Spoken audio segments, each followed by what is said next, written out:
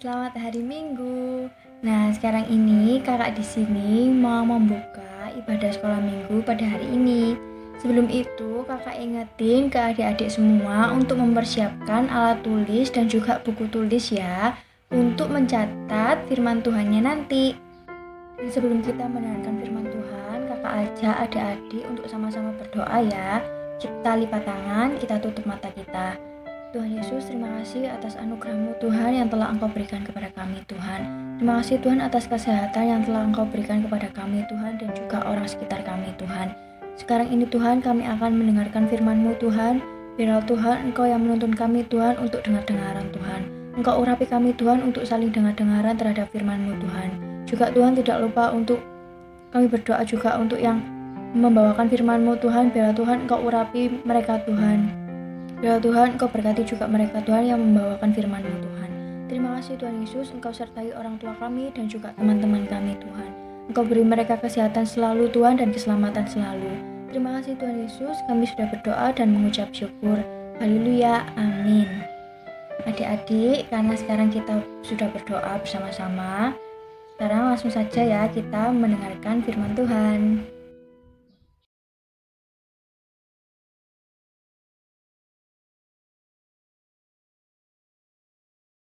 Kitab Rut merupakan sebuah karya seni teologis yang cemerlang yang mengundang kita untuk merenungkan pertanyaan mengenai keterlibatan Tuhan dalam suka duka kehidupan keseharian kita.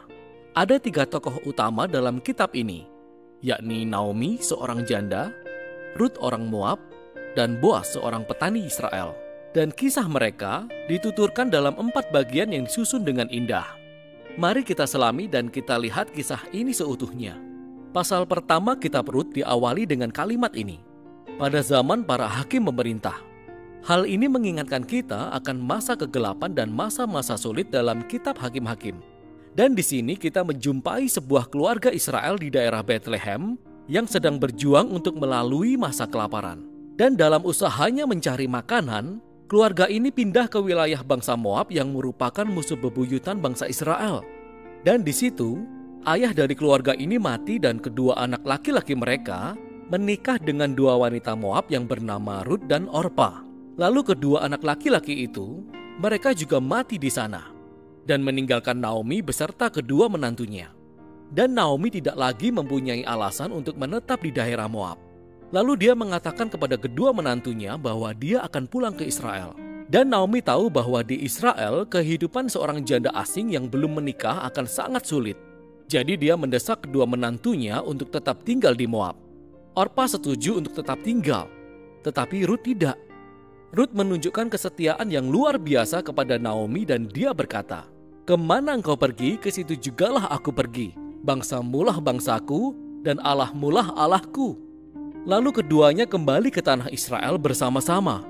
Dan pasal ini ditutup dengan Naomi yang mengganti namanya menjadi Mara, yang berarti pahit dalam bahasa Ibrani. Dan dia meratapi nasibnya yang tragis.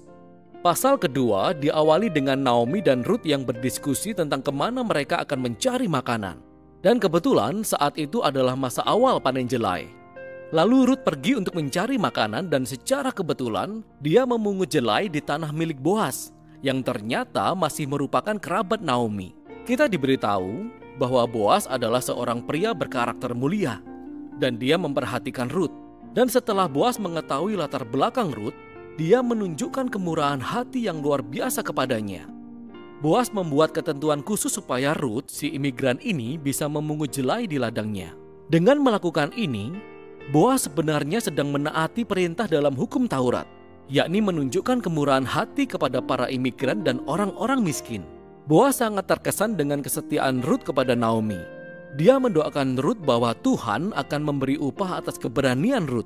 Lalu pulanglah Rut hari itu, dan Naomi mendapati bahwa Rut bertemu dengan Boas, dan dia sangat senang. Naomi berkata Boas adalah penebus keluarga. Nah, mengenai istilah penebus keluarga ini, sebenarnya hal ini merupakan tradisi di Israel, yang mana apabila seorang suami mati dan meninggalkan istri atau anak atau tanah, maka seorang penebus keluarga wajib untuk menikahi janda tersebut, mendapatkan tanahnya dan melindungi keluarga itu. Sehingga Naomi mulai berharap bahwa mungkin masih ada masa depan bagi keluarganya. Pasal 3 diawali dengan Naomi dan Ruth yang menyusun rencana untuk membuat Boas mengetahui situasi mereka. Jadi Ruth akan berhenti mengenakan pakaian seorang janda yang sedang berkabung, dan dia akan memberi tanda bahwa dia siap untuk dinikahi. Lalu Ruth pergi menemui Boas di ladangnya malam itu. Dan ketika Ruth mendekat, Boas terbangun. Dia sangat terkejut. Ruth menunjukkan maksudnya dengan sangat jelas. Dia bertanya apakah Boas berkenan untuk menebus keluarga Naomi dan menikahinya. Boas sekali lagi dibuat kagum oleh kesetiaan Ruth kepada Naomi dan keluarganya. Dan Boas menyebut Ruth sebagai wanita berkarakter mulia. Itu adalah istilah yang sama yang dipakai untuk menggambarkan wanita yang ada di Amsal 31. Lalu Boas meminta Ruth untuk menunggu sampai keesokan hari. Dan dia akan menebus Ruth dan Naomi secara resmi di hadapan para tua-tua kota. Sehingga pasal ini berakhir dengan kembalinya Ruth kepada Naomi, dan mereka sama-sama takjub atas segala sesuatu yang baru saja terjadi. Di pasal 4 semua itu menjadi kenyataan. Namun pada menit-menit terakhir, Boas menemukan ada seorang anggota keluarga yang lebih dekat kepada Naomi daripada dirinya. Dan orang ini memenuhi semua persyaratan sebelum Boas untuk menebus keluarga Naomi. Namun pada akhirnya, anggota keluarga ini mengetahui bahwa dia harus menikahi Ruth yang adalah orang Moab, sehingga dia menolak tawaran itu.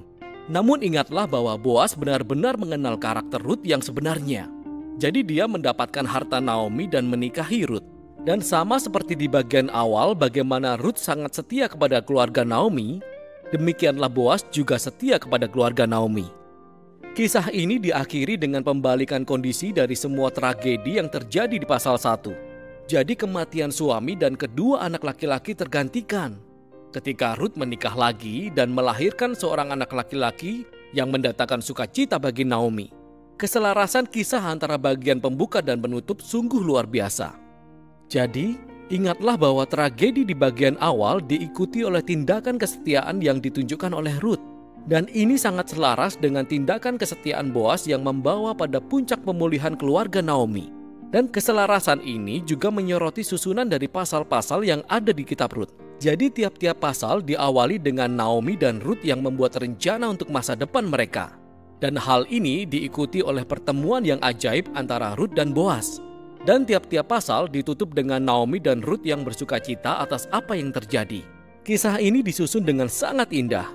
Dan susunan itu sebenarnya berhubungan dengan bagian yang sangat menarik dari kisah ini. Dan bagian itu adalah betapa sedikitnya nama Tuhan disebutkan. Tokoh-tokoh dalam kisah ini berbicara tentang Tuhan beberapa kali. Tetapi penulis tidak satu kali pun menyampaikan bahwa Tuhan melakukan sesuatu secara langsung dalam kisah ini. Dan itu sungguh cerdas. Karena pemeliharaan Tuhan sedang bekerja di balik setiap adegan dalam kisah ini. Menenun semua keadaan dan pilihan semua tokoh ini. Jadi Naomi, semua tragedi yang dialaminya membuat dia berpikir bahwa Tuhan sedang menghukumnya. Namun sesungguhnya keseluruhan kisah ini adalah tentang rencana Tuhan untuk memulihkan dia dan keluarganya. Dan Tuhan melakukan itu melalui Ruth, melalui keberanian dan kesetiaannya yang membawa kesembuhan bagi kehidupan Naomi. Namun tidak tanpa Boas, seorang petani bijaksana yang murah hati dan setia. Jadi Tuhan memakai integritas Boas yang dipadukan dengan keberanian Ruth untuk menyelamatkan Naomi dan keluarganya. Kisah ini dengan luar biasa mengulas interaksi tujuan dan kehendak Allah dengan keputusan dan kehendak manusia. Tuhan merangkai kesetiaan dan ketaatan umatnya untuk mewujudkan tujuan-tujuan penebusannya di dunia. Dan itu membawa kita pada bagian akhir dari kisah ini. Kitab Ruth ditutup dengan silsilah yang menunjukkan bahwa anak Boas dan Ruth yang bernama Obed merupakan kakek dari Raja Daud yang daripadanya garis keturunan Sang Mesias berasal. Jadi tiba-tiba semua peristiwa yang nampak biasa-biasa saja ini ternyata terhubung dengan kisah hebat tentang penebusan Allah bagi seluruh dunia. Jadi kitab Ruth mengajak kita untuk menyadari bahwa Tuhan turut bekerja dalam kehidupan sehari-hari kita, bahkan di dalam hal yang tampak sepele. Dan itulah isi kitab Ruth.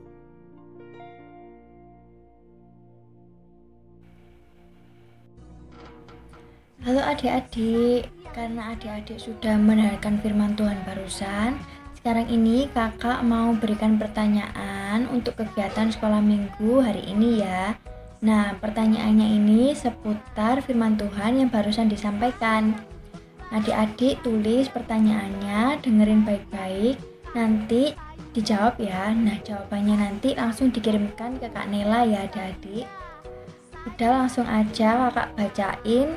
Untuk pertanyaan yang pertama, siapakah ibu mertua Ruth dan berasal dari daerah mana Ruth tinggal? Nah, ini adik-adik bisa baca pada Ruth pasal 1 ya adik-adik. Kemudian untuk pertanyaan yang kedua, apa yang dilakukan Ruth pada saat mertuanya kembali ke negerinya? Nah, ini adik-adik bisa baca pada Ruth pasal 1 ya. Kemudian, apa usaha Ruth untuk membantu menghidupi mereka berdua? Ini adik-adik bisa baca di Ruth pasal 2. Kemudian pertanyaan yang keempat, siapakah orang kaya dari kaum Elimelek yang membantu Ruth? Nah, ini adik-adik bisa baca di pasal 2 juga. Kemudian pertanyaan yang kelima atau yang terakhir, ini siapa nama anak yang dilahirkan oleh Ruth? Ini adik-adik bisa baca di Ruth pasal 4 ya. Oke, pertanyaannya udah kakak bacain semua. Adik-adik cari tahu di Alkitab adik-adik masing-masing. Kemudian jawabannya langsung dikirimkan ke WhatsApp Kak Nela ya. Oke, sampai sini dulu ya adik-adik pertemuan minggu ini. Nah, sampai jumpa minggu depan adik-adik. Tuhan Yesus memberkati.